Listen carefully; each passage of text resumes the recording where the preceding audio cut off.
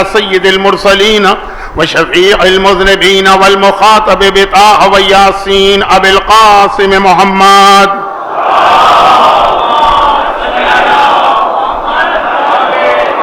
وآله الطيبين الطاهرين الذين أذهب الله عنهم الرجس وطهرهم تطهيرا.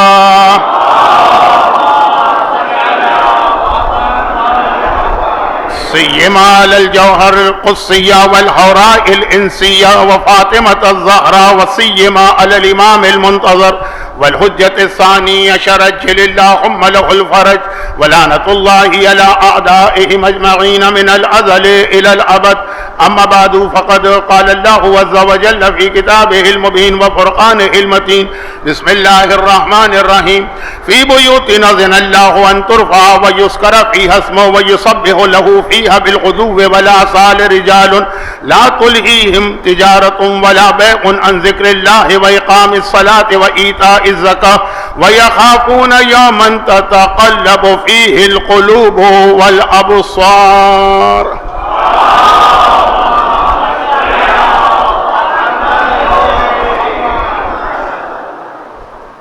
فاطمیہ 1446 ہجری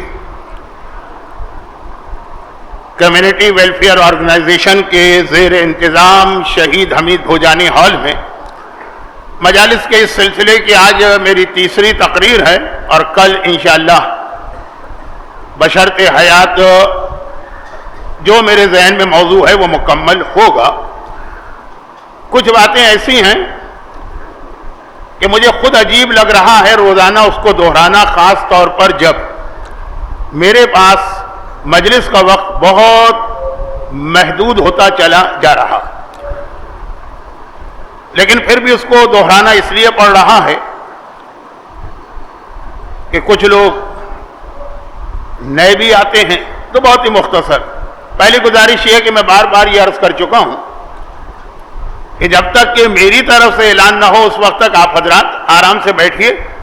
وہ جو ایک طریقہ ہوتا ہے کہ بار بار کہا جائے کہ آگے آئیے آگے آئیے، اس اعلان کی میں کوئی ضرورت محسوس نہیں کر رہا. شاید کل کی آخری مجلس میں شب شہادت کی وجہ سے کچھ مومنین بڑھ جائیں تو کل دیکھیں گے.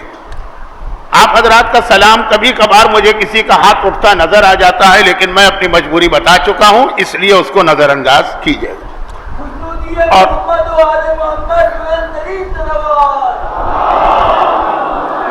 اور تمہید کے حوالے سے آخری بات یہ ہے کہ جب مجلس عزا کا آغاز ہو جائے، یہ اب میرا پہلی دو تمہیدی باتوں کی طرح سے یہ میرا اپنا ذاتی ایک نظریہ کہیے، عقیدہ کہیے، مزاج کہیے کہ مجلس شروع ہو جائے، اور مجلس شروع ہونے کا مطلب یہ ہے کہ شہزادی کونین اور معصومین تشریف لے آئیں.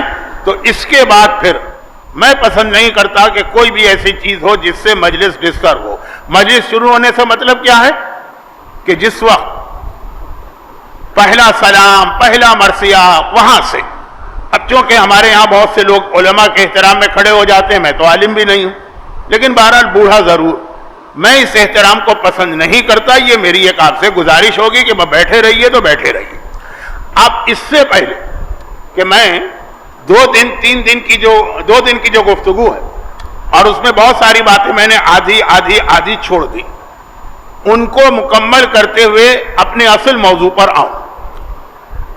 2 دن تو میرا بھی دل چاہ رہا تھا کہ شہزادی کونین کے حوالے سے بات ہو رہی ہے تو عظمت سیدہ، فضیلت سیدہ، یہ آپ کے سامنے جو میری طاقت میں ہے وہ بیان کروں، ورنہ تو سوائے اللہ رسول کے کوئی عظمت سیدہ کو نہ پہچان سکا ہے نہ بتا سکتا ہے. تو 2 دن تو یہ میری خواہش تھی، میری اپنی. اور آج سے میں اصل موضوع پہ بات شروع کرنا چاہتا ہوں.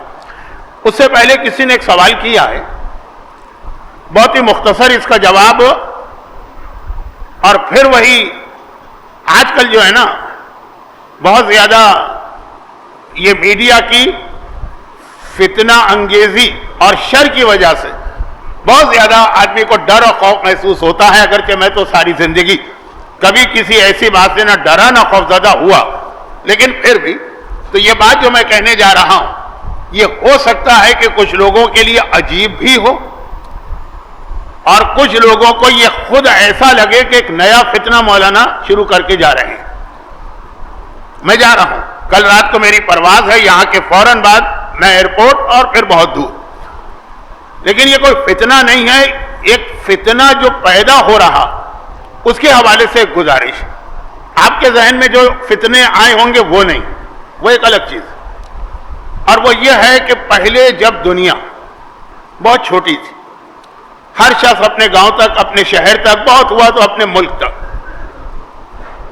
محدود تھا. اسے یہ پتہ ہی نہیں چلتا تھا کہ باقی دنیا میں خود ہمارے اپنے لوگ جہاں جہاں ہیں صاحبان ایمان, ان کے طریقے کیا ہیں. اب دنیا بہت قریب آ گئی, گلوبل ولیج بن گئی ہے.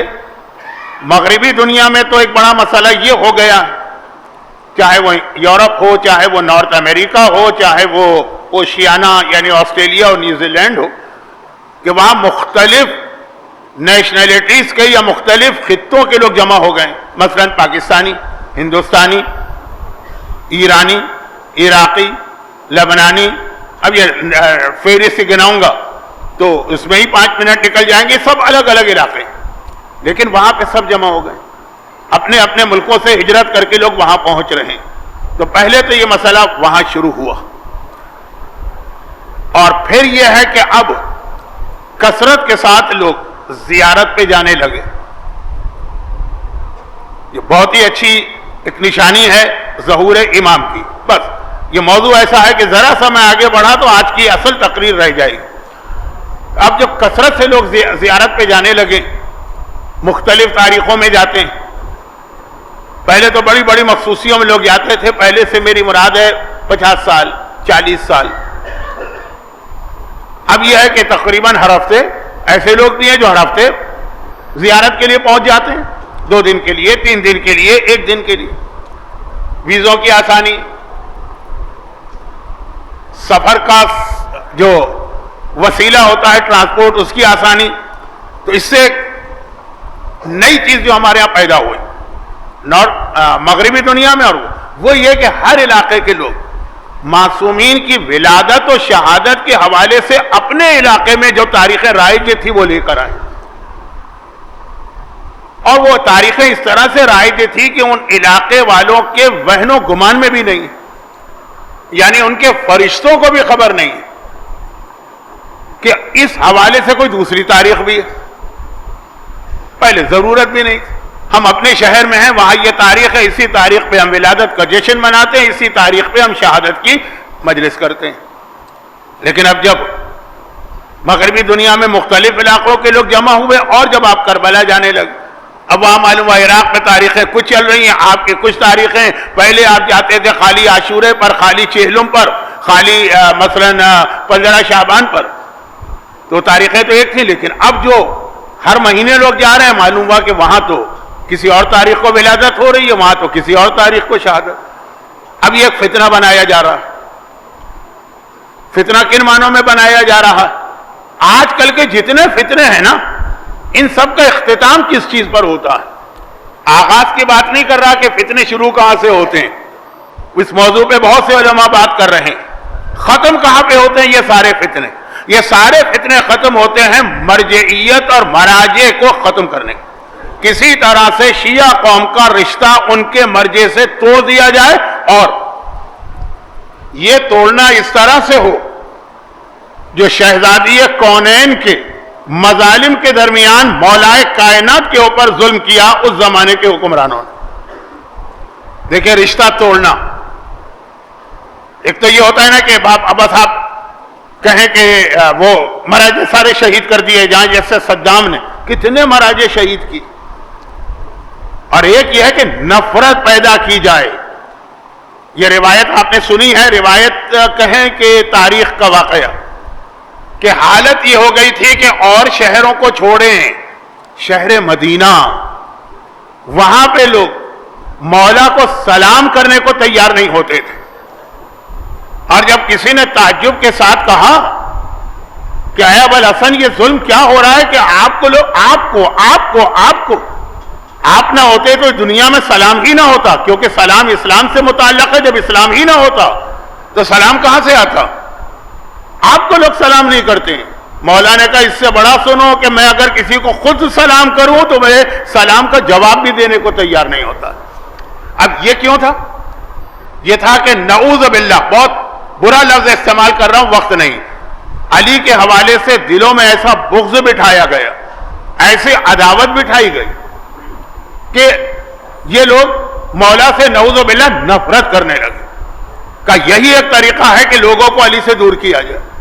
اب کہاں مولا، کہاں مراجے، وہ تو بہرحال ان کے غلام ہیں، خود بھی کہتے ہیں کہ ان کے پاؤں کی خاک کے برابر بھی نہیں. لیکن یہی طریقہ آج استعمال ہو رہا کہ خالی یہ نہیں کہ آپ کو مرجعیے سے کاٹ دیا جائے، بلکہ یہ کہ ان کی نفرت آپ کے دلوں میں پیدا کی جائے کہ آپ نفرت کرنے لگے مراجے سے. یہ جتنے بھی الگ الگ فتنے ہمارے ہاں چل رہے ہیں نا، وہ سب کا اختتام اس بات پر ہے. اب میں اس کے اوپر آج بات نہیں کر رہا، ورنہ یہ خود ایک بہت اہم موضوع ہے، آخری زمانے کے فتنے. مگر اب اس میں بات کیا ہوئی؟ بات یہ ہوئی کہ اب آپ عراق گئے، وہاں آپ نے دیکھا کہ شہادت کی کوئی اور تاریخ ہے. جو لوگ خلیجی ممالک میں جاب کر کے آئے ہیں، دبئی وغیرہ، وہاں دیکھا کہ کوئی اور تاریخ ہے. اب آپ آج کے زمانے میں ہر چیز آپ کے اپنے شہر میں آپ کو پتہ چل جاتی ہے. اب دیکھیں مومن کا کتنا بڑا امتحان ہے، یہ لفظ میں ذرا مذاق کے انداز میں کہہ رہا ہوں، کتنا بڑا امتحان ہے کہ جی شہادت کی فلاں تاریخ ہے تو اب اس کے اندر اسے ہر وہ کام چھوڑنا پڑے گا جو خوشی کا ہے. اوہو، اتنا بڑا امتحان. بچے بے چین ہو جا رہے ہیں، جوان تڑپ رہے ہیں کہ کل شہادت کا دن ہے مگر T20 کا میچ بھی ہے. اب شہادت منا لیں گے، آئیں گے، ماتم کریں گے، مجلس کے مصائب سنیں گے، باقی دن دیکھتے رہیں گے کہ اوورز میں کیا ہو رہا ہے، کس پہ چھکا لگا، کس پہ چوکا لگا، کس نے وکٹ لی ہے. شہادت کا دن. اور اگر پتہ چلے کہ جی نہیں، یہ شہادت کی تو 4 تاریخیں، ارے ایک تاریخ ہمارے لیے آج کل نبھانا مشکل ہو رہی ہے آج کی دنیا میں. اس مجمع میں وہ بزرگ موجود ہے جن کو پتا ہے کہ پہلے کتنے ہی شیعہ تھے جن کے گھروں میں 2 مہینے 8 دن ٹیلی ویژن نہیں کھلتا. وہ عقیدت کی ایک بہت اعلیٰ منزل تھی جو اسلام ہم سے تقاضا نہیں کرتا، کہتا یہ عقیدت کا مسئلہ. آج این شہادت کے دن کون آدمی ہے جو اس پہ عمل کرے؟ تو اب ایسے ماحول کے اندر جب تاریخیں زیادہ ہوں اور قوم نے دیکھا کہ اس سے تو ہمارے لیے کھیل کود، ڈرامے، سیریل، ساس کے جھگڑے، بہو کے جھگڑے، یہ سب تو کٹے جا رہے ہیں، کہ یہ سارا ہمارے علماء، تمام مولوی، یہ مراجع کرام ہے جو قوم میں فتنہ برپا کرتے ہیں. چل رہا تھا، ایک سلسلہ چلتا رہے گا. اب میں اس کی ایک ہی مثال دوں، دیکھیں میں نے بہت وقت لے لیا، لیکن چونکہ شہزادی کونین کی شہادت تو وہ اہم موقع کہ جس کے حوالے سے ہمارے بچے کو بھی پتا ہے کہ کئی تاریخیں، تو میں نے کہا اس موقع سے ایک فائدہ اٹھاؤں اور یہ ایک اصول آپ کو بتا دوں. کہ اب میں اس کی ایک واضح مثال دوں. ہندوستان اور پاکستان یہ 2 ملک ہیں. چلے اس کے ساتھ آپ کسی حد تک بنگلہ دیش اور نیپال کو ملا لیں، شیعت تو ہے نا. ہمارے یہاں امام حسن کی شہادت 28 صفر ہے، اور اتنی یقینی تاریخ یہ مانی جاتی ہے کہ جیسے یہ قرآن میں کوئی آیت آئی، کیونکہ ہم جب سے ہوش سنبھالا بچپنے سے، بلکہ ماں کے شکم سے یہ سنتے آئے. اور ہم کیا، ہم سے پہلے ہمارے والدین، ان کے والدین، اور پوری عرب دنیا کے اندر امام حسن کی شہادت 7 صفر. جب ہم حیران ہو کے کہتے ہیں کہ یہ امام حسن کی نئی تاریخ کہاں سے نکال کے لے آئے، یہ تمام مراجع ہیں جو قوم میں افتراق برپا کرنا چاہ رہے ہیں. تو وہ عرب کے لوگ حیران ہو کے ہم سے کہتے ہیں یہ کون سی قوم ہے جو 28 صفر کی تاریخ منا رہی ہے، تمام تاریخوں میں تو کچھ اور لکھا. وہ ہم پر حیرت کرتے ہیں کہ 28 صفر آپ کہاں سے لے کے آئے. اور اب آپ سے پوچھا جائے گا آپ کہاں سے لے کے آئے تو آپ کہیں گے ہم نے یہی دیکھا اپنے یہاں. کوئی کتاب آپ کے پاس حوالہ نہیں ہوگا. میں نے کہا نا کہ میں کوئی فتنہ نہیں کھڑا کرنا چاہ رہا، ایک اصول دینا چاہ رہا ہوں. اور ہم جب ان کو وہ ہم کو دیکھتے ہیں تو پوچھتے ہیں، ہم ان کو دیکھتے ہیں تو پوچھتے ہیں. اچھا اب جو لوگ دبئی میں رہ چکے ہیں، جو لوگ شارجہ میں رہ چکے ہیں، ان سے پوچھیں. وہاں پورا کا پورا عرب خطہ 7 صفر کو ہی اس طرح امام حسن کی شہادت کو مناتا ہے نا کہ جیسے اس میں کوئی اختلاف ہی نہیں. اور یہ مسئلے پہلے نہیں تھے. ہم اپنے علاقے میں تھے، اپنی تاریخ منائیں، وہ اپنے علاقے میں تھے، وہ اپنی تاریخ منائیں. لیکن اب جب قریب آ گئے، یورپ میں، امریکہ میں عراقی بھی ہیں، پاکستانی بھی ہیں، اب معلوم ہوا کہ وہ 7 صفر کو یہ منا رہے ہیں، ہمارے یہاں نہیں. ہم 28 صفر کو منا رہے ہیں. وہ حیران ہو کے پوچھتے ہیں کون سی تاریخ. لیکن اب کربلا آپ جاتے ہیں، کربلا میں 7 سفر، اب زیارت کی وجہ سے آپ کو پتہ چل رہا وہاں تاریخ اور پھر جو کربلا سے آتے ہیں تو کچھ لوگ جو وہاں کے ماحول سے بہت متاثر ہیں وہ کہتے ہیں ہم یہاں بھی 7 سفر منائیں گے، آپ کہتے ہیں فتنہ، نہ اس کا مراجع سے تعلق ہے نہ مرجعیت سے تعلق ہے، یہ ہسٹری کا ایک مسئلہ، مگر چونکہ امام حسن کی شہادت پنجتن میں شامل ہے نا، امام حسن ایک بڑی شہادت، پہلے تو خواجہ حضرات 5 شہادتوں میں اپنے کاروبار، جاب، سب چیزوں سے چھٹی لیتے تھے، اب کا مجھے نہیں پتا، لیکن اندازہ یہ ہے کہ جب T20 میچ نہیں چھوڑا جا رہا شہزادی کونین کی شہادت کے دن، جس میں آپ کو کیا ملے گا، تو کاروبار اور تجارت کیسے چھوڑی جائے، اس میں تو آپ کو روپے، پیسے، ڈالر، پاؤنڈ ملیں گے، ایک اندازہ لگا رہا ہوں، مجھے نہیں معلوم۔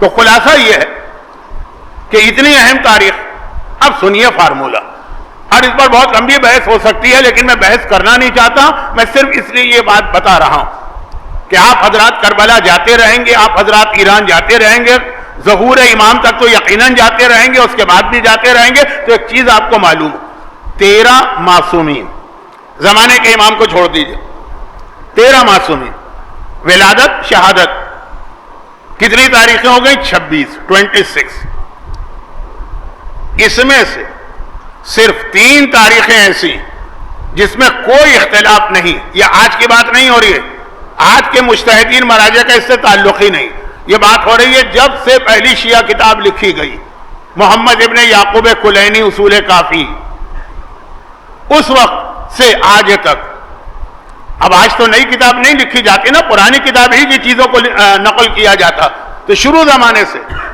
26 میں سے صرف 3 تاریخیں ایسی ہیں جن میں کوئی اختلاف نہیں۔ اب میں اس لفظ کو ذرا زیادہ واضح کروں گا تو آپ اور کنفیوز ہو جائیں گے، میں کنفیوز نہیں کرنا چاہتا ہوں، لیکن بتانا چاہتا ہوں کہ نہ اس کا علماء سے تعلق نہ مراجع یا ہسٹری میں اس طرح۔ کون سی 3 تاریخیں؟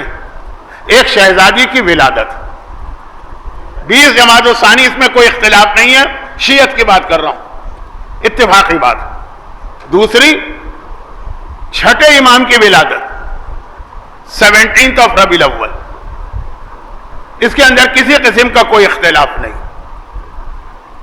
اور تیسری، آقا حسین کی شہادت، عاشورہ،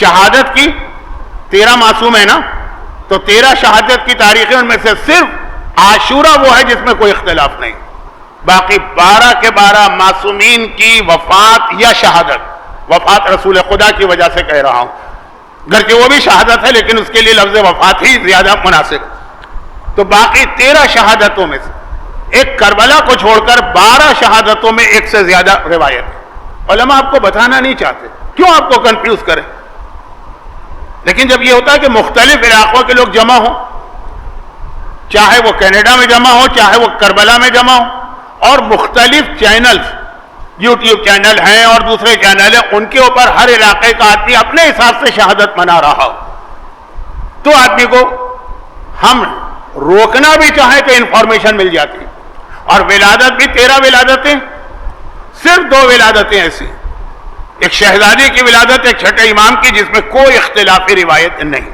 جو بات میں کہہ رہا ہوں صرف شیعہ کتابوں کی بات کر رہا ہوں، باقی کو تو چھوڑی۔ اور میں نے ایک نام لے لیا کہ یہ اختلاف کہاں سے ہوا، جہاں پہلی کتاب اصول کافی، محمد ابن یعقوب کلینی لکھتے ہیں کہ رسول خدا کی ولادت 12 ربیع الاول کو، وہ اکیلے ہیں اور کسی نے نہیں لکھا، لیکن وہ اکیلا نام ہی اتنا بڑا نام ہے، تو یہ بس یہ والے اختلافات کو فتنہ نہ بنائی، اور اس میں آپ کو وہی اصول پہ عمل کرنا جو زمانے کے امام نے آغا شہاب الدین مرشی نجفی کو ایک ملاقات میں بتایا۔ ایسے کئی واقعات ہیں امام زمانہ کے، لیکن میرا موضوع امام زمانہ اس حوالے سے نہیں، ہاں جس حوالے سے ہے وہ بات شروع ہونے والی، ہو سکتا ہے کہ آج میں 5 منٹ آپ کے زیادہ لے لوں تو آپ سے معذرت، لیکن بہت مختصر یہ بات۔ آغا شہاب الدین مرشی ہمارے زمانے کے مرجع، آپ میں سے بہت سے تو اس وقت پیدا نہیں ہوئے ہوں گے، 1991 میں انتقال ہوا، یعنی تقریباً 30-35 سال پہلے۔ مولائی مرجع کہلاتے ہیں، حد سے زیادہ عزادار تھے۔ ان کی وصیت بھی آپ کو یاد ہوگی کہ جب مجھے دفن کرنا تو میرے کفن میں میرا رومال ضرور رکھنا، جو میں مجلس میں آنسو پوچھنے کے لیے استعمال کرتا تھا کہ میری بخشش کا ذریعہ تو یہی رومال بنے گا جس کے اندر میرے وہ آنسو ہیں جو حسین کے غم میں جاری ہوئے. مرج وقت کی وصیت ہے. مرج بہت بڑے مراجع میں مولا عجیب شخصیت. ان کے کئی واقعات ہیں امام سے ملاقات کے, اور یہ ہمارے زمانے کے مرجع. اس میں سے ایک واقعہ یہ ہے کہ جب یہ امام سے ملاقات کرتے ہیں تو ایک یہ سوال کرتے ہیں کہ مولا شہزادی کونین کی قبر کہاں؟ یہ جو تاریخ کا مسئلہ یہ تو ہر ایک کو پتا کہ اس کا ریزن یہ ہے کہ مولا نے ایک سے زیادہ قبریں بنائی. امام زمانہ نے اس کا جواب نہیں دیا. کہا کہ جب امام آئیں گے تو تمہیں پتا چل جائے گا, ابھی جہاں جہاں قبر کا نشان ہے وہاں جاؤ, کرو ماتم. یہ الفاظ میرے ہیں. اور پھر اسی میں انہوں نے کہا کہ اگر اتنا ہی دل چاہتا ہے تو چلو میری پھوپھی اور ان کی بیٹی معصومہ قم کی قبر پہ جاؤ. اب ایک سوال یہ ہوتا ہے تاریخ کیا؟ یہ سوال چھٹے امام سے بھی ہوا تھا. امام نے فرمایا چھوڑو کون سی تاریخ, اگر 2 تاریخیں دونوں دن غم کرو. کیا 2 دن کا غم کرنے میں تمہیں کوئی نقصان ہوگا؟ اجر و ثواب ہی تو بڑھتا چلا جائے گا. تو بجائے اس کے کہ ان مسئلوں کو دیکھیں, میں بہت شارٹ کر کے بات کر رہا ہوں, ورنہ جب میں واقعہ شروع کرتا ہوں آدھا گھنٹہ لگ جاتا ہے, لیکن ٹائم نہیں. تو اب اس کو ایک فتنہ نہ بنائیے. ہاں بہت ساری اور چیزیں ان کو فتنہ بنائیے, اس کے اوپر بحث کیجئے, مگر یہ وہ چیز ہے کہ ہمارے علماء جان بوجھ کے اس پہ خاموش تھے کہ قوم کو کنفیوز کرنے سے کیا فائدہ. لیکن جب ایک کنفیوژن علماء کی طرف سے نہیں خود بخود چل کے ہمارے علاقوں میں آ رہا, تو پھر اپنے ذہن میں یہ رکھیے گا کہ شہادت کی تاریخیں ایک سے زیادہ کیوں آئی ہیں. وہ بھی آپ کو معلوم ہے کہ دشمنان اہل بیت نے کس طرح سے جھوٹی تاریخیں بھی بنائی ہیں, جھوٹی کتابیں بھی لکھوائی. بس موضوع بدل جائے گا. ہاں یہ سارے مسئلے اگر آپ کو حل کرنا تو اس کا ایک آسان طریقہ ہے. کئی طریقے ہیں, میں آسان طریقہ کیوں نہ بتاؤں. اگر یہ مسئلے آپ کو حل کرنا تو اس کا آسان طریقہ یہ ہے کہ زمانے کے امام کو ظاہر کروا لیجئے, وہ آ جائیں گے تو سارے مسئلے حل ہو جائیں گے. ہمیں ہر امام کی ولادت کی تاریخ بھی معلوم ہو جائے گی, شہادت کی تاریخ بھی معلوم ہو جائے گی, ہر امام کی زیارت بھی نصیب ہو جائے گی.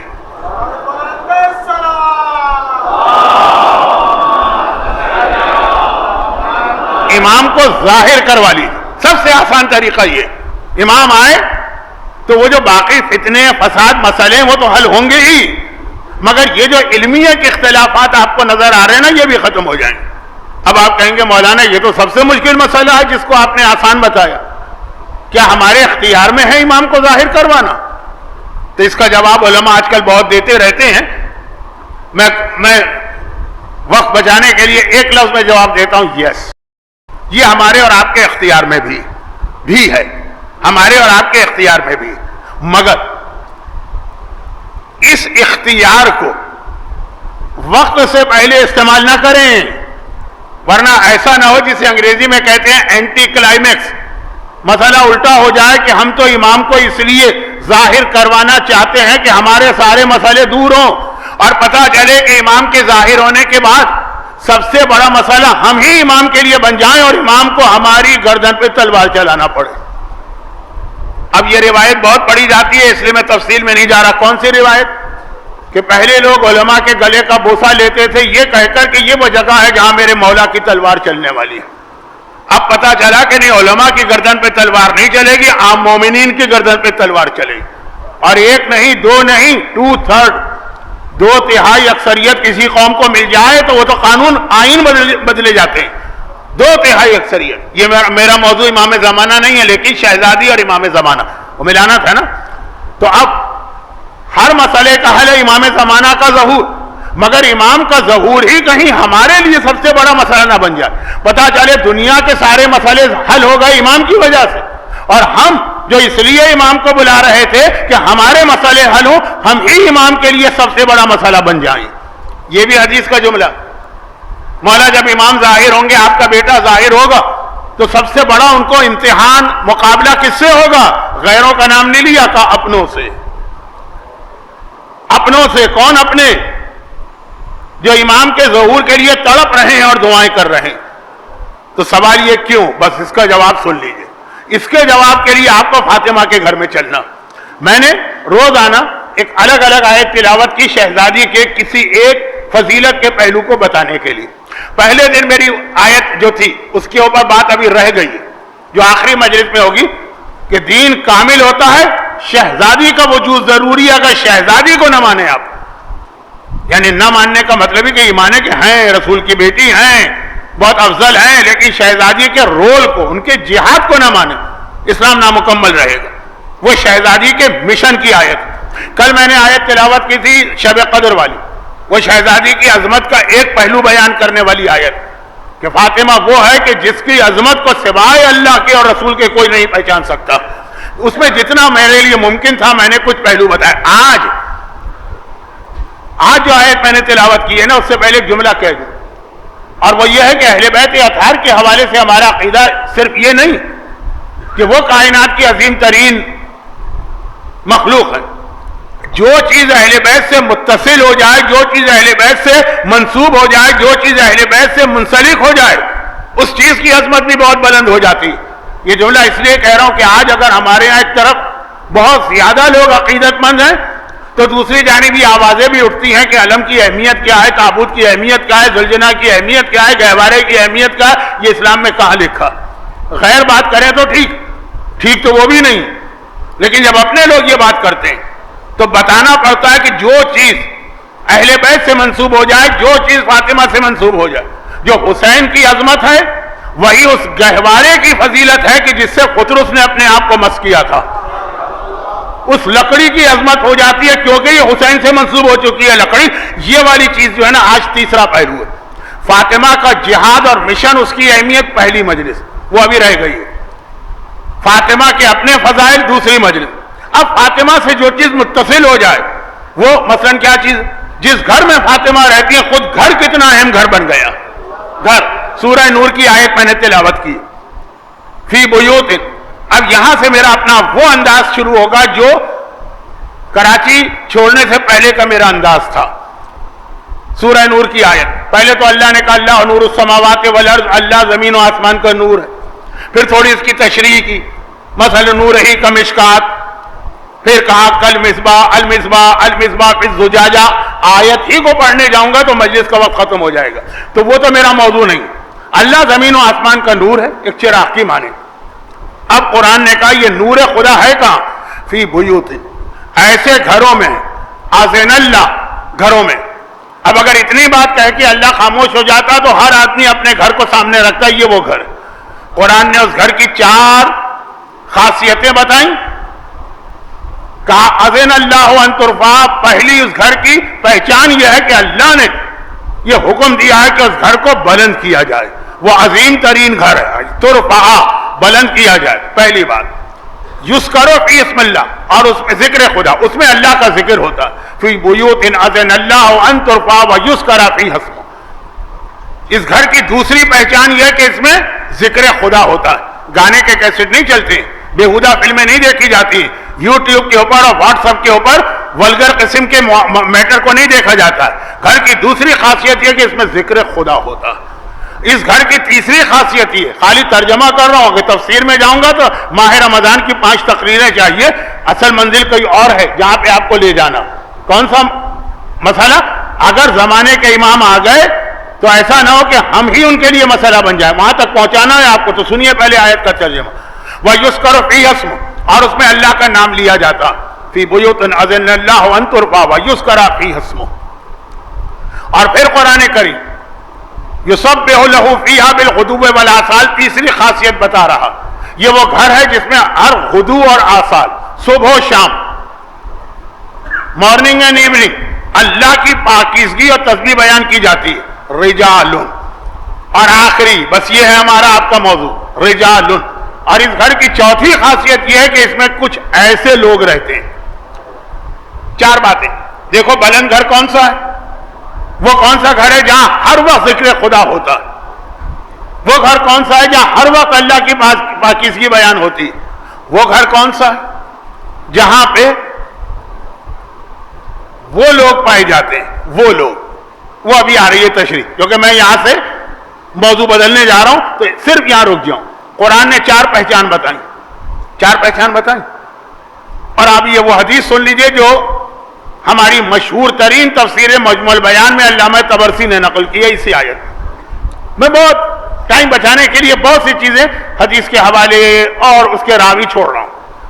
اللہ کے رسول مسجد النبوی کے ممبر پر بیٹھے ہیں اور یہ آیت تلاوت کر رہے ہیں کہ اللہ کا نور، اللہ نور السماوات اس گھر میں ہے جس کو اللہ نے بلند کیا. اور پھر وہاں پہ وہ جملہ آتا ہے جو کل مجلس ہو گئی اس سے متعلق کہ یہ گھر اتنا بلند کہ اس گھر کے حوالے سے جو دعا مانگو گے فوراً بلند ہو جائے گی. بھائی گھر بلند ہے تو وہاں جو چیز رکھی جائے گی وہ بھی تو بلند ہو جائے گی نا. اگر آپ کا گھر نیو یارک کے ایسے اپارٹمنٹ میں ہے جو یا تو دبئی میں بھی جو 75ویں منزل پر ہے تو وہاں جو چیز آپ رکھیں گے وہ چیز بھی خود بخود 75ویں منزل پہ پہنچ جائے گی. تو یہ جو ہے کہ وجود فاطمہ سے دعا قبول ہوتی ہے، اس میں ایک دلیل یہ بھی ہے کہ اللہ نے کہا یہ گھر بلند. جب یہ گھر بلند ہے تو اگر آپ کی دعا اس گھر میں پہنچ گئی تو سمجھیے دعا بھی بلند ہو گئی. لیکن اصل موضوع میرا کچھ اور ہے، تو اس لیے میں ان چیزوں پہ روک کے آپ حضرات سے کسی قسم کی داد بھی لینے کا ٹائم نہیں رکھتا ہوں. اب سنیے، پیغمبر یہ تلاوت کر رہے آیت، ترجمہ کی ضرورت نہیں ہے، مجمع سب عربی جانتا. تو ایک مرتبہ مجمع میں کسی نے پوچھا کہ یا رسول اللہ جو یہ گھر ہیں کون؟ اللہ نے خاصیت تو بتا دی لیکن ہیں کون؟ فرمایا ہم بیوت الانبیاء والاوصیاء، وہ انبیاء کے اور اوصیاء کے گھر ہیں. ولی ٹھیک ہے. حضرت ابوبکر تفسیر مجمع البیان وہ کھڑے ہوئے اور انہوں نے ایک مرتبہ ہاتھ سے اشارہ کر کے، اب پیغمبر ممبر پہ بیٹھے ہیں، حجرہ فاطمہ کدھر ہوگا؟ نہیں، ادھر ہوگا. ادھر جو مسجد نبوی میں گئے نا ممبر پہ اگر کوئی بیٹھے، میرے ذہن میں کنفیوژن آ گیا کہ اگر کوئی ممبر کی طرف رخ کر کے بیٹھے جیسے آپ بیٹھے تو ادھر میرا ہاتھ چلا گیا. نہیں، ممبر پہ بیٹھے جی، یہ حجرہ فاطمہ، اتنا ہی فاصلہ بھی ہوگا جیسے یہاں سے اس دروازے کا. حضرت ابوبکر نے اشارہ کیا اور کہا کہ یا رسول اللہ کیا یہ گھر بھی اس میں شامل ہے جو آپ نے کہا نا کہ وہ بلند گھر جن کی قرآن تعریف بھی کر رہا ہے، یہ کہہ رہا ہے اس میں نور ہے اللہ کا، تو وہ انبیاء اور اوصیاء کے گھر ہے، تو کیا یہ گھر اس میں شامل ہے؟ پیغمبر کا جملہ یہ تھا کہ نام ہوا من افاضلھا، یہ بھی شامل ہے، بلکہ سب سے افضل گھر تو یہی ہے جو اس آیت میں شامل ہے. اب یہ گھر اتنا افضل کیوں ہوا؟ اینٹوں کی وجہ سے، لکڑی کی وجہ سے، جو اس کے اندر جو بھی اس زمانے کا پلاسٹر یا سیمنٹ ہوگا اس کی وجہ سے؟ جی نہیں، وجود سیدہ کی وجہ سے. کہا یہ انبیاء کے گھر سے افضل ہو گیا، یہ اوصیاء کے گھر سے افضل ہو گیا. نام ہوا من افاضلھا، یہ سب سے افضل گھر ہے اس کائنات میں سیدہ کے وجود کی وجہ سے. تو قرآن نے سیدہ کا بھی قصیدہ پڑھا، سیدہ کے گھر کا بھی قصیدہ پڑھا، لیکن اس کے بعد ایک سخت بات کہہ دی ہمارے اور آپ کے لیے. اس گھر کی پہچان بتاتے ہوئے قرآن نے کہا یہ وہ گھر ہے، رجالون، اس میں وہ لوگ. کون لوگ ہیں؟ کہ ان کو پہچانو. ان میں 4 باتیں ہیں. گھر کی 4 پہچان، پھر جو گھر میں لوگ ہیں ان کی 4 پہچان. لا تلہیہم تجارت ولا بیع عن ذکر اللہ، کبھی بھی مال و دولت، تجارت اور خرید و فروخت ان کو ذکر خدا سے نہیں روک سکتی. کتنا ہی بڑا، اب آپ میں سے کافی لوگ بزرگ بھی نظر آ رہے ہیں، گجراتی میں ایک لفظ استعمال ہوتا ہے روکڑا. کتنے ہی لوگ ہیں کہ جہاں روکڑے کا مسئلہ آتا ہے وہاں نہ دین یاد رہا، نہ نماز یاد رہی، نہ واجبات یاد رہے، نہ شریعت یاد رہی. ڈالر اور پاؤنڈ کی بات آتی ہے، اب آج کے بچوں کو روکڑا کیا سمجھ میں آئے گا؟ ان کی سمجھ میں تو ڈالر اور پاؤنڈ آئے گا. کہا اس گھر میں وہ لوگ ہیں جو ڈالر پاؤنڈ یعنی تجارت اور بیع، دونوں میں ایک فرق بھی ہے لیکن وہ فرق بتانے کی ضرورت نہیں. وہ لوگ ہیں کہ جو ذکر خدا سے نہیں رکتے ہیں، چاہے کتنی ہی بڑی تجارت اور کتنی ہی بڑی بیع کیوں نہ ہو. سورہ جمعہ کی آخری آیت میں کیا؟ سورہ جمعہ کی آخری آیت میں وہ پیغام ہے جو کل کے T20 میچ کے لیے، وَإِذَا رَأَوْا تِجَارَةً أَوْ لَهْوًا انفَضُّوا عَلَيْهَا. اے رسول یہ تمہارے پیچھے کھڑے ہوئے لوگ ایسے جہاں پیسے کی بات آ جائے، کھیل تماشے کی بات آ جائے تمہیں چھوڑ کے بھاگ جاتے ہیں. کل بھی کوئی کھیل تماشا ہونے والا، لیکن اس کو چھوڑ دیجئے. کئی بار میں نے بات دہرا دی لیکن بہت مختصر رکھی. قرآن کہہ رہا حجرہ فاطمہ میں، فاطمہ کے گھر میں وہ لوگ ہوتے ہیں. ہمیں اور آپ کو اس گھر میں داخلے کی اجازت ملے گی؟ نہیں ملے گی جب تک کہ یہ 4 شرطیں پوری نہ کرو. اور یہ بھی یاد رکھیے گا کہ فاطمہ کا ایک گھر دنیا میں ہے، ایک گھر جنت میں. پوری جنت فاطمہ کا گھر. بھئی جنت فاطمہ کو محل میں اللہ نے عطا کی تھی نا، پوری جنت فاطمہ کا گھر. تو اللہ بتا رہا ہے کہ فاطمہ کے گھر کو پہچانو. اگر تم میں یہ باتیں ہیں تو تم فاطمہ کے گھر میں جا سکتے ہو، چاہے اس دنیا کا گھر ہو چاہے جنت کا گھر ہو. کیا باتیں؟ پیسے کی محبت دل میں نہ ہو، یہ پیسہ تمہیں ذکر خدا سے نہ روکے. کسی نے کہا یا رسول اللہ اب یہ حدیثیں پڑھنے کا وقت نہیں، ورنہ بڑی اہم حدیثیں ہیں، وقت نہیں ہے بہت جلدی. نہیں، امام سے پوچھا کہ جی وہ ایک فلاں آدمی ہے جس نے یہ آیت پڑھی، یہ آیت، اس نے تجارت بے سب کو چھوڑ دیا اور وہ گھر میں بیٹھ گیا، ذکر خدا کی 1000 دانے کی تسبیح لے لی. کہا واہ ہو اس کے اوپر، کیسا شیطان نے اس کو بہکایا. قرآن یہ کو تھوڑی کہہ رہا ہے کہ تجارت نہ کرو. کہا تجارت کرو مگر یہ پیسہ تمہیں ذکر خدا سے نہ روکے. وہ تجارت کرو جو ذکر خدا کے ساتھ ہو. میں کسی منزل پہ آپ کو لے جا رہا ہوں، میں وہ جملہ نہیں کہوں گا کہ نہیں سمجھے آپ، اگر نہیں سمجھے تو میری غلطی ہے، آپ کی غلطی نہیں، لیکن ابھی آپ ٹھہر جائیے. پھر معصوم نے کہا کیا ہمارے جج رسول خدا سے بڑا کوئی تاجر تھا؟ یہی تجارت تو سبب بنا تھا وجود فاطمہ کا. بھئی تجارت ہوئی تو جناب خدیجہ نے پیام دیا، جناب خدیجہ نے پیام دیا تو شادی ہوئی، شادی ہوئی تو فاطمہ اس دنیا میں آئی ہیں. تو ہمارا جج تجارت کر رہا. اگر تجارت منع ہوتی قرآن کہیں نہیں کہہ رہا. دیکھیں یہ ہے الٹی کھوپڑی کے لوگ جو اپنی عقل سے قرآن سمجھنا چاہتے ہیں، نتیجے میں قرآن سمجھنے کے بجائے قرآن کے خلاف ہو جاتے ہیں. جلدی جلدی فاطمہ کے گھر میں کون جائے گا؟ آپ کو جانا تو سن لیے اصول، قرآن آیت ہے. کہا کہ ذکر خدا یہ ان کو ختم نہیں کرتا، روکتا نہیں. تجارت ان کو نہیں روکتی، تجارت میں نے پیسہ، اسی لیے تجارت کے ساتھ لفظ بے دی. اور وہ اقام الصلاۃ، اور یہ روپے پیسے کی محبت ان کو نمازوں سے نہیں روکتی. وہ ایتاء الزکات، یہ روپے پیسے کی محبت ان کو زکات سے نہیں روکتی. دیکھیں کتنے ہی لوگ ہیں جو بڑے پابند نماز تھے، خمس کے نام پہ ان کی جان نکلتی. اور اب اگر کسی طرح سے خمس دیتے بھی ہیں نا تو ان کا طریقہ کار سمجھ لیجیے، کوشش کرتے ہیں جتنا خمس مرضی کو دیں اس سے زیادہ واپس مرضی سے کھینچ لیں. کسی کو پرمیشن چاہیے، کسی کو اجازت چاہیے، کسی نے کہ اپنے پروجیکٹ چل رہے ہیں، اس میں اچھے لوگ بھی. لیکن کتنے ہی لوگوں کی نیت صرف اس لیے ہے کہ اتنا خمس نکل رہا ہے، خمس دیے بغیر خمس دینے والوں میں نام لکھوا لو. بہت اہم موضوع ہے لیکن ٹائم میرے ہاتھ سے نکل رہا. قرآن نے کہا وجود ہے فاطمہ نہیں، فاطمہ کے گھر میں وہ لوگ ہیں، چاہے وہ دنیا کا گھر ہو چاہے جنت کا گھر ہو، جو ایتاء الزکات، دولت کی محبت ان کو زکات ادا کرنے سے نہیں روکتی. بھائی کیوں نہیں دیتا یہ آدمی زکات؟ کیوں نہیں دیتا یہ آدمی خمس؟ کیوں نہیں دیتا یہ آدمی فطرہ؟ فطرہ تو خیر آج کل ہر ایک دے دیتا، مگر کیوں نہیں یہ آدمی رد مظالم کرتا؟ کیوں نہیں یہ آدمی مال مجہول المالک کا جو حق ہے وہ ادا کرتا؟ لوگ کہتے ہیں مولانا حق تو بعد میں ادا کریں، ہم کو تو یہی پتہ نہیں مجہول المالک کون ہے. اس گھر میں رہنے والے اپنے مالی واجبات دولت کی محبت میں نہیں روکیں گے. اور اب آ جائیے آج سے 50 سال پہلے کا وہ صادق حسن جو ڈراکولا آف اسلام کہلاتا تھا اور ابھی بھی کہلاتا ہوگا، جو قبر والا باپو کہلاتا تھا اور آج بھی کہلاتا ہوگا. اور قرآن کہتا ہے اس گھر میں جو لوگ رہتے ہیں، کون سے گھر میں؟ فاطمہ کے. یخافون یومن، یہ ڈرتے ہیں اس دن سے، تتقلب فیہ الابصار قلوب والابصار، وہ دن جس دن انسان کا دل اور آنکھیں پھر کے رہ جائیں گی. اتنا یہ خوفزدہ ہوتے ہیں اس دن کے تصور سے. یہ فاطمہ کا گھر ہے، فاطمہ کے گھر میں رہنے والے کون ہیں؟ خود شہزادی، کون ہے مولا، کون ہے حسن، کون ہے حسین. ان کی حالت یہ ہے، قرآن بتا رہا ہے، یہ قرآن رپورٹ کر رہا ہے، کوئی ضعیف حدیث نہیں ہے، کوئی تاریخ نہیں ہے، کہ یہ لوگ قیامت سے اتنا ڈرتے ہیں. یخافون، خوف. لوگ کہتے ہیں مولانا ہمارے مولویوں کا عجیب طریقہ ہے، جو ہے آ کے اللہ سے ڈراتا. اللہ ڈرا رہا ہے، کوئی مولوی نہیں ڈرا رہا. اور کہا کہ یہ لوگ اللہ سے ڈرتے ہیں یومن، اس دن کو یاد کر کے، جو دن اتنا خوفناک ہوگا کہ آنکھیں پھٹ کے رہ جائیں گی، دل بدل کے رہ جائیں گے.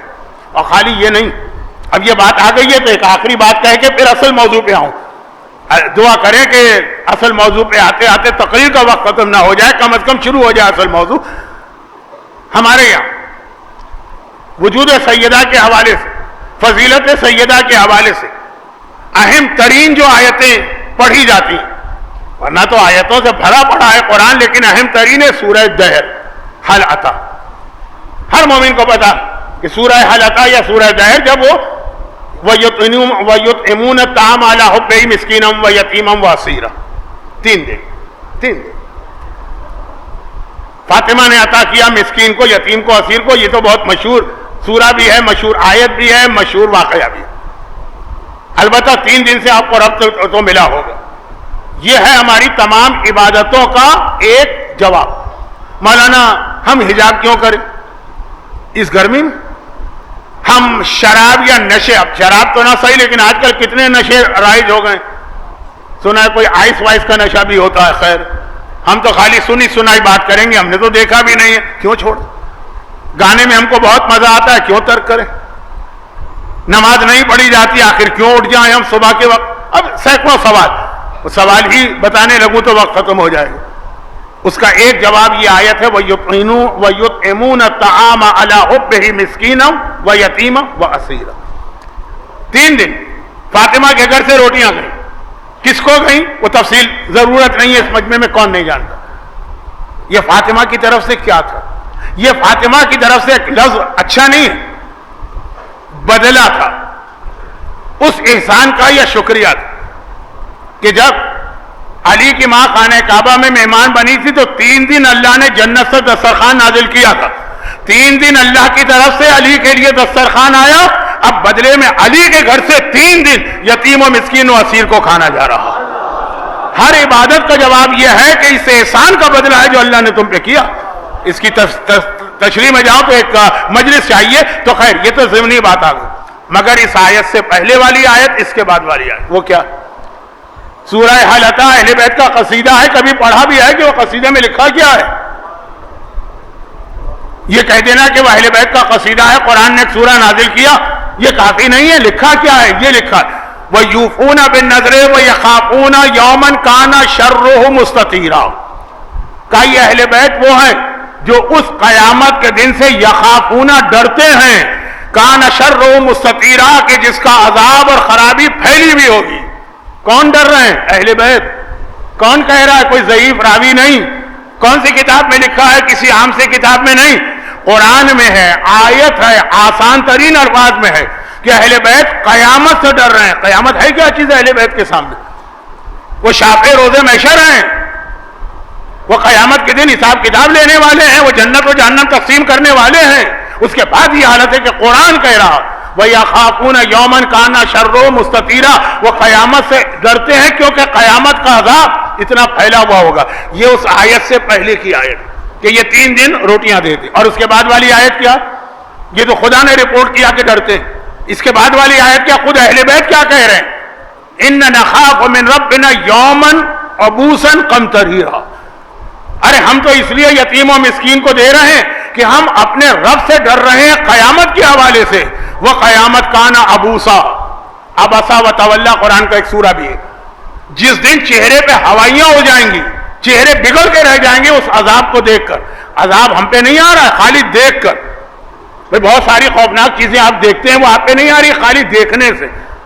آپ آگ میں نہیں جلے، کوئی آگ میں جل گیا، وہ جلے ہوئے آدمی کو دیکھ کے آدمی کا چہرہ ہوائیاں اڑنے لگتی ہیں.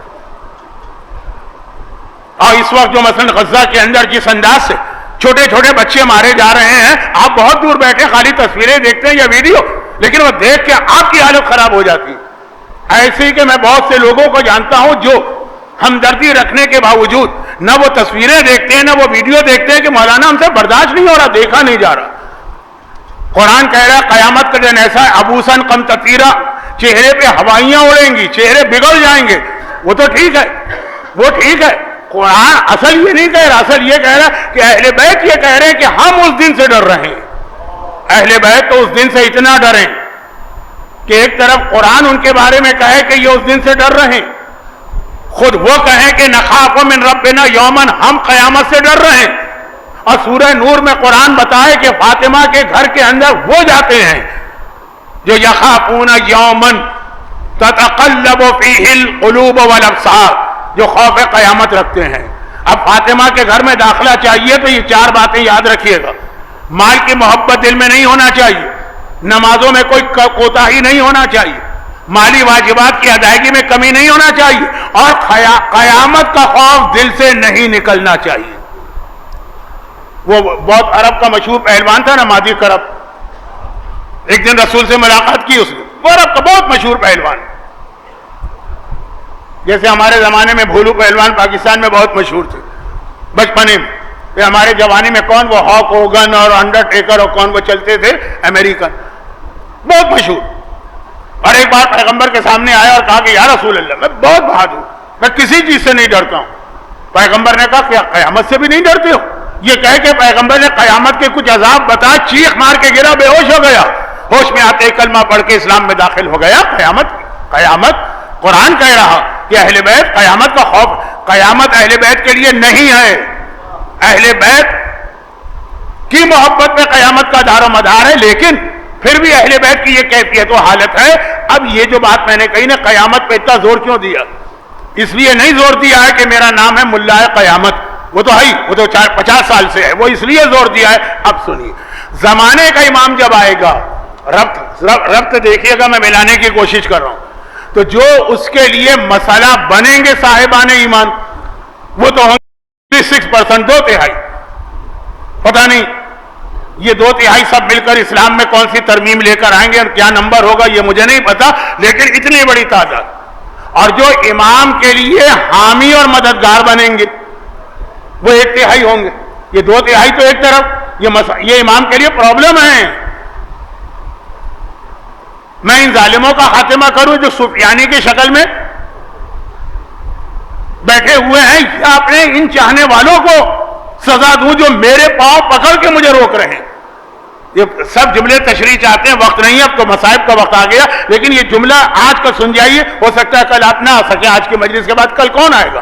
نہیں، میں ضرور آؤں گا انشاءاللہ، اگر زندہ رہا زندگی۔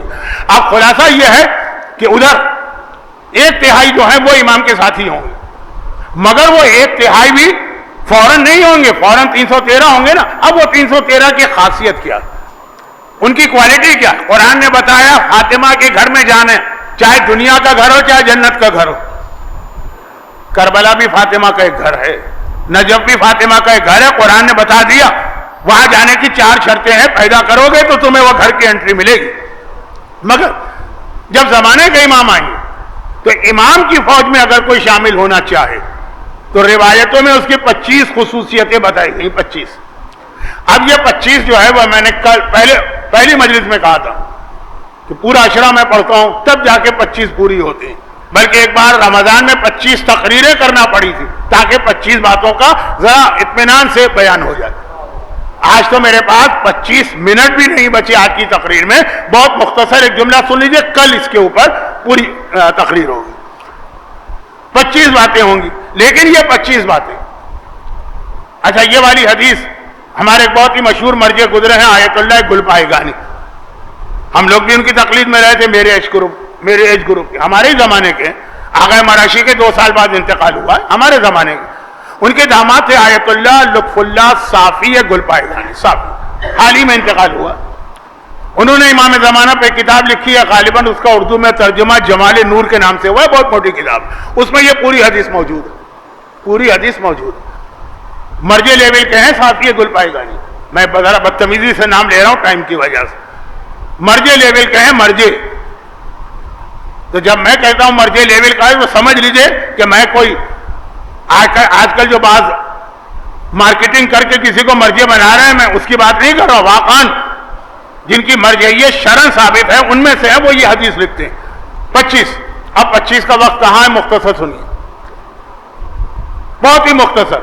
جیسے کسی نے حضرت یوسف کے واقعے کے بارے میں قرآن میں 100 سے زیادہ آیتیں، پورا سورہ، مجھے اس کا خلاصہ بتا دو، تو کیا خلاصہ بتایا؟ پدر بود پسر داش گم کرد بازیاب۔ وہ خلاصہ یہ کہ ایک باپ تھا، ایک بیٹا تھا، کھو گیا، مل گیا۔ تو یہ ہے کہ بعض اوقات بہت لمبے واقعے کو اتنا مختصر بھی کیا جاتا۔ خیر یہ تو کچھ زیادہ ہی مختصر کر دیا کہ باپ تھا، بیٹا تھا، کھو گیا، مل گیا، لیکن جو بات میں کہہ رہا ہوں 25 کو چھوڑیے، چھوڑے نہیں، 25 کو ہم جمع کریں مختصر تو 3 باتیں بنیں گی، یہ 3 باتوں میں 25 باتیں آ جاتی ہیں۔ امام زمانہ کے فوج کے وہ لوگ جو امام کے لیے مسئلہ نہیں بنیں گے، ان کی وجہ، ان کی مدد سے امام مسئلے حل کریں گے۔ 3 باتیں، نمبر 1 ان کے دل میں مال کی محبت نہیں ہوگی، نمبر 2 ان کے پاس تکبر اور غرور اور گھمنڈ نہیں ہوگا، نمبر 3 ان کے پاس بے شرمی، بے حیائی اور فحاشی نہیں ہوگی۔ پوری 25 چیزیں دیکھ جائیے، اگر آپ کو میری پرانی تقریریں مل جائیں انٹرنیٹ پہ تو وہاں مل جائیں گی، کتاب میں دیکھنا چاہیں میں نے اس کتاب کا حوالہ دیا، کئی کتابوں میں، لیکن مرجع کی کتاب کی تو بات ہی کچھ اور ہے۔ جو بے حیا ہے وہ امام زمانہ کا سپاہی نہیں، وہ امام کا مسئلہ، امام کی مدد سے مسئلے حل نہیں کرے گا، امام کے لیے مسئلہ بنے گا جس میں تکبر ہے، غرور ہے، گھمنڈ ہے۔ اور آخری بات، مال کی محبت۔ اچھا اب یہ جو میں نے باتیں کی، اس میں آئیے کہ یہ آخری ٹکڑے کا آج کے ان فاطمیہ تاریخوں سے کیا ربط، اور ان تین چیزوں کے حوالے سے سب سے زیادہ جس معصوم نے تیاری کرائی ہے وہ شہزادی کون ہے؟ ہر امام جہاد کرتا رہا، لیکن امام زمانہ کا سپاہی بننے کے قابل ہم ہو جائیں، اس کی سب سے زیادہ تیاری شہزادی نے کرائی۔ بھئی آپ حیا اور شرم کا نام زبان پہ لاتے ہیں، ذہن میں فاطمہ سب سے پہلے آتا ہے۔ دولت کی محبت کا نام آپ ذہن میں لاتے ہیں، سب سے پہلے فاطمہ کا چکیاں پیس پیس کے فاقے کر کے زندگی گزارنا آتا۔ یہ تو میں بہت مختصر کہہ رہا ہوں تاکہ جو لوگ کل نہیں آئیں گے وہ بھی ایک آج کا میسج لیتے جائیں۔ اور تکبر و گھمنڈ، اس کو جس طرح فاطمہ نے خطبہ فدق کے ذریعے توڑا، کن کا تکبر توڑا وہ چھوڑیے، لیکن یہ کل باتیں ہوں گی تفصیل سے، آج بہت مختصر۔ یہ تین چیزیں اگر آپ میں ہیں، قرآن نے بتایا فاطمہ کے گھر میں جانے والوں میں 4 خاصیتیں، اور امام زمانہ کا سپاہی بننے میں 3 باتیں ہونا چاہیے، تینوں کی تیاری فاطمہ نے کرائی۔ کیسے؟ یہ کل۔ مگر آخری جملہ، آخری سے مطلب یہ کہ آخری نقطہ جس کے 2-3 جملے، مگر آج کی مجلس کا ایک اور پہلو واضح کر دوں، یہ بھی کل مکمل ہوگا۔ آج مکمل کیا، شروع بھی نہیں ہوگا، خالی ہیڈنگ لگے گی۔ کائنات کا افضل ترین گھر کون سا؟ گھر فاطمہ زہرا کا عجب شان کا گھر ہے، یہ قرآن کی آیت کا ترجمہ ہے نا۔ تو ہم ذرا یہ بھی دیکھ لیں، کیونکہ ہمارے دین میں خالی تولا نہیں ہے، تبرہ بھی۔ اب سب سے بہترین گھر تو فاطمہ کا گھر ہے، پیغمبر نے کہا نعم ہوا من افاضلھا، فاطمہ کا گھر تو سب سے افضل گھر ہے۔ تو سب سے بدترین گھر اس کائنات میں کون سا؟ وہ بھی ذرا دیکھ لیں۔ جدھر آپ جا رہے ہیں ادھر میں آپ کو نہیں لے جانا چاہتا، کیونکہ اس کے لیے بہت وقت چاہیے۔ صرف ایک جملہ، اللہ کے رسول فرماتے ہیں کہ اللہ کو اس دنیا میں سب سے زیادہ جس گھر سے، یہ لفظ اللہ کے لیے اچھا تو نہیں ہے، وہ ٹائم نہیں، نفرت ہے، ناپسند کرتا ہے اللہ جس گھر کو، ناراض رہتا ہے اللہ جس گھر سے۔ دیکھیے وہ فاطمہ کا گھر ہے، وہ تولا، جس سے راضی ہے، جس سے خوش ہے، جس میں اللہ نے نور رکھا ہے زمین و آسمان کا۔ فاطمہ سب سے بدترین گھر وہ ہے جس میں کوئی طلاق ہوتی ہے۔ کائنات کے بہترین گھر کو سن کے داد دینے والے، خوش ہو جانے والے، چہروں پہ مسکراہٹ آنے والے کائنات کے بدترین گھر کو بھی تو سن لیجئے۔ کہیں ایسا نہ ہو کہ وہ کہیں آپ کے آس پڑوس میں ہو، کہیں ایسا نہ ہو کہ وہ آپ ہی کی بلڈنگ میں ہو، کہیں ایسا نہ ہو کہ وہ کہیں آپ کے خاندان میں نہ ہو، کہیں ایسا نہ ہو کہ وہ آپ کا اپنا گھر نہ ہو۔ ہماری قوم میں اس وقت جس کثرت سے طلاقیں ہو رہی ہیں، مثلا دنیا بھر میں جتنے خوجہ جماعتیں ہیں ان کے پاس ایک ریکنسائلیشن کمیٹی ہوتی ہے شوہر بیوی کے اختلاف دور کرنے کی۔ جا کے دیکھیں کتنے طلاق کے کیس آج کل ہیں وہاں، صرف جانے کی فرصت نہیں۔ مجھے نہیں پتا کہ اس وقت سپریم کورٹ پاکستان میں کتنے کیسز پینڈنگ میں ہیں، سنا ہے کہ آئینی کیسز 60,000 ہیں، لیکن آپ جا کے مومنین کرام کے اداروں میں دیکھیں۔ کبھی موقع ملا تو میرے ساتھ چلیے گا، ہر عالم طلاق نہیں پڑھتا ہے نا، صحیح طلاق، غلط طلاق تو آپ پیسے دے کے کسی سے پڑھوا لیجئے، صحیح طلاق۔ ایک عالم ہے جو صرف وینڈنس ڈے کو طلاق پڑھتے ہیں، صحیح، واقعہ ان کے گھر کے باہر آپ جائیے گا ویڈنس ڈے کو، میرے ساتھ جو لائن لگی ہوتی ہے، لائن، طلاق طلاق طلاق، ہر ایک کو طلاق چاہیے۔ اچھا یہ ہماری فقہ کی برکت ہے کہ میں نے 3 بار طلاق کہا لیکن میری بیوی کو طلاق ہوئی نہیں ہے۔ ہو سکتا ہے کوئی اور مکتب فکر ہوتا تو اس کی بیوی تو بیچاری گھر میں بیٹھے بیٹھے اس وقت طلاق یافتہ ہو جاتی۔ تو یہ کیا مصیبت ہے؟ جس کو کائنات کا افضل ترین گھر ملا ہے وجود فاطمہ کے ذریعے، وہ اپنے گھر کو کائنات کا بدترین گھر بنا لے۔ اور اس پر مزید بات کل ہوگی، جو کل مجلس میں پڑھ چکا ہوں اس کے 2-3 جملے بہت اہم ہیں جو آخری مجلس میں آئیں گے۔ پہلی مجلس کا موضوع وہ بھی، اور یہ جو آج جملہ میں نے کہا کہ امام زمانہ کی سب سے زیادہ تیاری، یہ بھی کل۔ آج بہت وقت میں نے آپ کا لے لیا، مصائب تھوڑے سے آج کم ہو جائیں گے۔ 2 دن میں نے اچھے خاصے مصائب پڑھے، آخری دن بھی انشاءاللہ بھرپور آپ کی بھی خدمت کروں گا، اہل بیت کی بھی خدمت کروں گا۔ آج ذرا مختصر بات رہے گی۔ لیکن یہ جو مختصر بات ہے اس کا ربط بھی میں آج کی تقریر ہی سے دے رہا ہوں. کائنات کا بدترین گھر آپ نے سن لیا، اور جیسا کہ میں نے کہا کہ آج کل کائنات کا بدترین گھر ڈھونڈنے کے لیے آپ کو کہیں دور نہیں جانا پڑے گا. آپ کو اپنے محلے میں ملے گا، آپ کو اپنی بلڈنگ میں ملے گا، آپ کو اپنے پڑوس میں ملے گا، آپ کو اپنے خاندان میں ملے گا. مگر یہ مل رہا ہے نادانی کی وجہ سے، لا علمی کی وجہ سے. جان بوجھ کے کون اپنے گھر کو بدترین بنائے گا؟ تو وہی جو لا علمی ہے اس کو دور کرنے کے لیے میں نے یہ جملے کہے، اور باقی کل کہوں گا.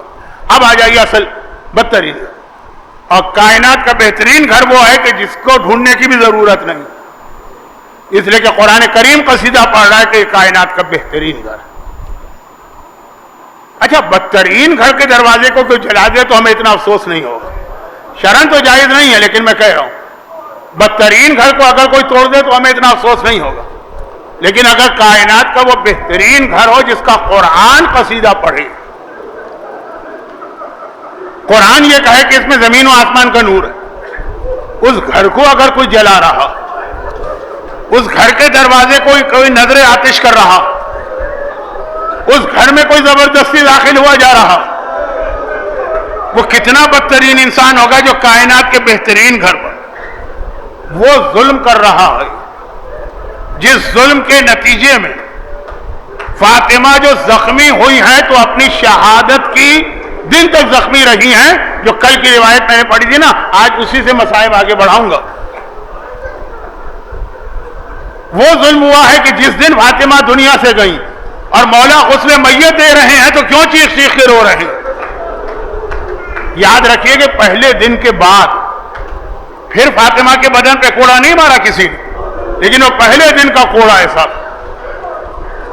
کہ جو جملہ میں نے ابھی کہا اس کو اگر میں مکمل کر دوں تو اس طرح کروں گا شاید کہ وہ ایسا زخم فاطمہ کے بدن پہ آیا کہ شہادت کے وقت بھی تھا، غسل میت کے وقت بھی تھا، بلکہ روز قیامت جو فاطمہ آئیں گی تو شاید اسی زخم کے ساتھ آئیں.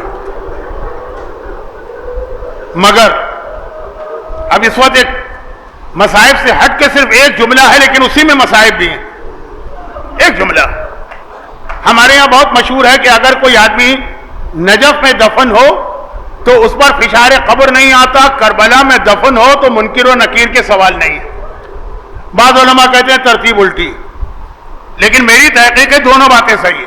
نجف میں دفن ہونے والے سے فشار قبر بھی نہیں ہے، سوال بھی نہیں، کچھ شرائط کے ساتھ. اب کربلا میں بھی، کربلا کے لیے ایک جملہ کہا جاتا ہے کہ کربلا میں جو ہے فشار قبر نہیں ہوگا، کیونکہ فشار قبر کے لیے زمین کو ہلانا پڑتا، اور پروردگار کہتا ہے یہاں اتنے زخمی دفن ہیں، اس کربلا کی زمین میں اتنے زخمی دفن ہیں کہ ان کو ذرا سے بھی حرکت نہیں دینا چاہیے. جو لوگ وہاں تک گئے ہیں جہاں اصلی قبریں بھی ہیں اور اصلی جسم بھی ہیں، ان کو کربلا کے شہداء کے زخم آج بھی نظر آتے ہیں. کہ زمین کربلا پہ کیسے فشار آئے؟ زمین ہلے گی تو یہ جو شہداء کربلا ہیں ان پہ کیا اذیت و تکلیف کا مارا گزرے گا، اس لیے فشار قبر نہیں ہے نا. لیکن اب اندازہ کریں شہزادی کونین کا، جن کے مصائب کے لیے جب دنیا سے گئی تو بدن پہ کوڑا تھا نا، لیکن یہاں پہ مصائب ختم نہیں ہوئے، یہ سلسلہ اور آگے چلا. اور وہ کیسے آگے چلا؟ بہت مشہور روایت علامہ مجلسی نے بھی لکھی ہے. مولا نے رات کی تاریکی میں شہزادی کو دفن کر دیا. اگلے دن صبح کو یہ خبر پھیلی کہ رسول کی بیٹی دنیا سے چلی گئی، کیونکہ ماتم کی آواز نہیں آ رہی ہے. رسول کی بیٹی دنیا سے چلی گئی. حکمران وقت نے سوچا کہ یہ تو بہت بے عزتی کی بات ہے، لوگ کہیں گے کہ تم رسول کے جانشین ہو، رسول کی ایک ہی بیٹی ہے وہ دنیا سے گئی، تم نے نماز جنازہ تک نہیں پڑھی ہے. جبکہ مدینے میں کوئی غلام بھی مر جائے تو ہم جنازے کی نماز پڑھتے ہیں رسول کی نیابت میں. فاطمہ کی نماز جنازہ پڑھنا، اور فاطمہ کی نماز جنازہ کیسے پڑھی جائے؟ حکم دیا کہ جہاں قبر سیدہ ہے اس کے چاروں طرف قنات لگائی جائے. اس قنات میں پیغمبر کے زمانے کی وہ صحابی عورتیں جائیں جو انتہائی ضعیف ہیں، وہ اپنے ہاتھ سے قبر سیدہ کو کھولیں گی، مٹی کو ہٹائیں گی، پتھر کو حرکت دیں گی، سیدہ کے جسم کو باہر نکالیں گی، گہوارے پہ رکھیں گی، چادر سے چھپایا جائے گا، پھر اسے قنات کے باہر لایا جائے گا، حکمران اس پر نماز پڑھے گا، اور پھر اسی احترام کے ساتھ قنات کے اندر یہ میت جائے گی۔ یہی بوڑھی خواتین جو رسول کا زمانہ دیکھے ہیں صحابیات، اپنے ہاتھوں پورے احترام سے دفن کریں گی، قبر بند کی جائے گی۔ اور پہلے سے لے کے آخری جملے تک حکمران بار بار کہہ رہا ہے پورے احترام، پورے عزت، پورے حجاب کے ساتھ یہ۔ لیکن جب یہ تیاریاں شروع ہو رہی ہیں، قنات وغیرہ لائی جا رہی ہے، حجرہ فاطمہ میں یہ خبر کسی نے مولا کو دے دی۔ بس اب علی کی حالت دیکھی، اس بے چینی کی عالم میں اپنے حجرے سے باہر آتے ہیں، یعنی اتنی جلدی آ رہے ہیں، جلدی، سر پہ عمامہ بھی نہیں پہنا، پاؤں میں نالین مبارک بھی نہیں پہنی، بدن پہ جو گھر کے کپڑے تھے وہی کرتا ہے جس کے بٹن کھلے ہوئے ہیں، آستینیں پلٹی ہوئی ہیں، ہاتھ میں ذوالفقار ہے، منہ سے کف جاری ہے۔ قبر سیدہ پہ ذوالفقار لے کے بیٹھ گئے، کہا کہ میں نے ہر ظلم پر صبر کیا کیونکہ میرا وعدہ تھا رسول اللہ سے، مگر یہ وعدہ رسول نے مجھ سے نہیں لیا تھا۔ اگر کسی نے قبر سیدہ کی بے احترامی کی، اگر کسی نے قبر سیدہ کی توہین کی، اب علی کی ذوالفقار نہیں رکے گی۔ بس یہ جو جملہ سنا تو ہر ایک کو پتا ہے بدر و احد میں، بدر میں تو ذوالفقار نہیں تھی، احد و خندق و خیبر میں ذوالفقار علی کے ہاتھ میں ہے۔ سب نے گھبرا کے کہا واپس چلو، واپس چلو، ہم قبر سیدہ پہ ہاتھ پہ ذرا سا بھی کوئی تعدی نہیں کرتے، ظلم نہیں کرتے، ہاتھ نہیں لگاتے۔ سب واپس چلے گئے، مولا بھی تلوار لے کے واپس گئے۔ اب میرا ایک جملہ ہے جو آج کی مجلس کا آخری حصہ تھا، مولا نے قبر سیدہ کو اپنی ذوالفقار کی مدد سے بچا لیا ہے، لیکن ہاتھ جوڑ کر میں امام زمانہ سے کہوں، مولا فاطمہ کے وارث تو آپ ہیں نا، آج فاطمہ کے بیٹے تو آپ ہیں نا، کوئی میری ماں کی قبر کو ہاتھ لگائے اور میں صاحب اختیار ہوں، مجال ہے کہ اس کو زندہ واپس جانے دوں گا؟ وہ 8 شوال کی منحوس صبح کو یاد کریں، ظالم بلڈوزر کو لے کے جنت البقیع میں داخل ہو رہے ہیں اور ایک دوسرے سے پوچھ رہے ہیں کہ قبر سیدہ کہاں ہے۔ لوگوں نے کہا کہ یہ جو گنبد ہے، یہ جو روضہ ہے، یہ قبر سیدہ ہے۔ بس ایک مرتبہ بلڈوزر کو حکم دیا، ارے وہ آگے بڑھا، وہ روضہ سیدہ سے ٹکرایا، گنبد ٹوٹا، دیواریں گری، قبر سیدہ کھلی، اس کے اوپر جو اس زمانے میں جو بھی لکڑی کی زری تھی وہ زری توڑی گئی، کدالیں ہاتھ میں ہیں، کدالیں لے کے قبر سیدہ کو کھودنے کی کوشش کی گئی۔ امام زمانہ یہ منظر بھی دیکھ رہے ہیں، صاحب اختیار و طاقت بھی ہیں۔ میں کہوں گا مولا امام زمانہ، آپ کے دادا علی نے اپنی ذوالفقار سے سیدہ کی قبر کو بچا لیا، یہ امتحان تو اللہ نے آپ کا لیا، لیکن مولا ان مومنین سے برداشت نہیں ہو رہا، یہ تڑپے جا رہے ہیں، یہ روئے جا رہے ہیں، آپ نے کیسے برداشت کیا ہوگا؟ مولا اتنا صبر آپ میں کیسے آیا؟ تو پتا ہے امام کیا جواب دیں گے؟ ارے میرے زمانے کا امام ایک ہی جملہ کہے گا، کون غیرت مند بیٹا اس وقت صبر کر سکتا ہے؟ لیکن جب میں نے کربلا پہ نگاہ ڈالی اور اپنے دادا سجاد کو دیکھا جس کی آنکھوں کے سامنے اس کے بابا کے لاشے پر گھوڑے دوڑ رہے ہیں، لاشیں گھوڑوں تلے پامال، آقا سجاد نے صبر کیا تو میں نے بھی اپنی دادی کی قبر کے ظلم پہ صبر کیا۔ الا ولعنۃ اللہ علی اعدائہم اجمعین۔ پروردگارا یہ تو مصائب امام زمانہ بھی بن گئے، امام زمانہ کے مصائب کا واسطہ شہزادی کونین کی شہادت کے بعد بھی، ارے دفن کے بعد بھی فاطمہ کے مصائب ختم نہ ہوئے، مصائب زہرا کا واسطہ آج کی مجلس میں گریہ کرنے والوں کو غم حسین اور غم اہل بیت کے سوا ہر پریشانی سے محفوظ فرما، ان کی ساری حاجتیں پوری فرما۔ پروردگارا ہمارے مرحومین کو اعلی علیین میں معصومین سے ملحق فرما، اور خداوندہ دنیا میں جہاں جہاں ظلم ہو رہا، غزہ اور لبنان اور فلسطین سمیت سارے ظالموں کو نصف و نابود فرما، لیکن اتنے بڑے ظلم کا انتقام لینے کے لیے انہی کے وارث و فرزند امام زمانہ کے ظہور میں تاجیل